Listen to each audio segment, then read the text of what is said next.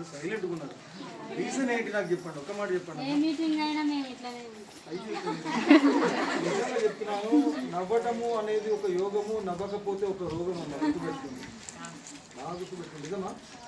ఒక్కొక్కరు కోట్లు సంపాదించినా కూడా నిజంగా ఆనందాన్ని కొనుక్కోలేకపోతున్నారు. ఆనందం కొరకు, క్లాప్స్ కొట్టడానికి కొరకు కొన్ని సెంటర్లలోకి వెళ్ళి ఆహాహా అని నవ్వుతున్నారమ్మా. తెలుసా?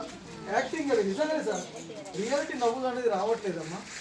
ఈ మధ్యలో చప్పట్లు కొట్టేయడానికి, నవ్వించడానికి ఒక క్లాసులు ఏర్పాటు చేస్తున్నారు, క్లాసులు పెట్టింది. అలా నవ్వత్తలేదు అతను, ఎంత జోక్ చేసినా అతను నవ్వలేదు. అతను అంటే నవ్వు వస్తేనే కదా క్లాస్ కొట్టి, అది మన ఉత్సాహం అనేది వస్తలేదు. అది ఏంటంటే బాగా వేరే నేను ఒక మాట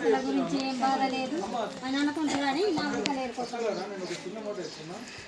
మనిషికి ఎన్ని కోట్లు ఉంటాయి అక్కలు ముగ్గురు అకౌంట్స్ మీటింగ్ పెట్టుకుంటారు.